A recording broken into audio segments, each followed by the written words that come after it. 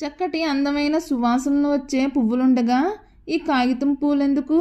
ఈ కత్తిరించడాలు, రంగు కాగితాలు, గమ్ సీసాలు ఇదంతా ఎందుకు అంటూ విసుక్కుంది శకుంతల. అమ్మా, దేని అందం దాందే. మామూలు పూలైతే ఒకరోజు లేదా 2-3 రోజుల వరకు ఉంటాయి.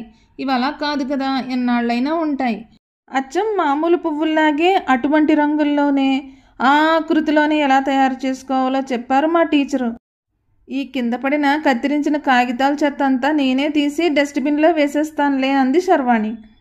తర్వాత శర్వాణి గులాబీ రంగు కాగితాలైతే గులాబీలను, ఎర్ర రంగు కాగితాలైతే మందారాలను, ఆకుపచ్చని కాగితాలైతే ఆకులను, కొమ్మలను అందంగా తయారు చేసి ఫ్లవర్ వాజుల్లో పెట్టింది.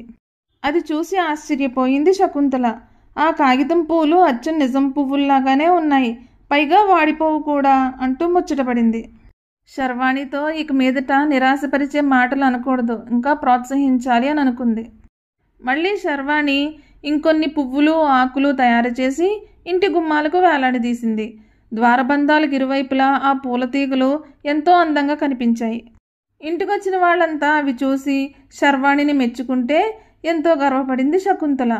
చూసారా పిల్లలు, వాసన లేకపోయినా, సహజమైన పూలు కాకపోయినా ఈ కాగితం పూలు ఎంత అందంగా ఉన్నాయో. మీరు కూడా శర్వాణిలా ప్రయత్నించండి. మరి ఈ కథ మీకు నచ్చినట్లయితే please like, share and subscribe to my channel.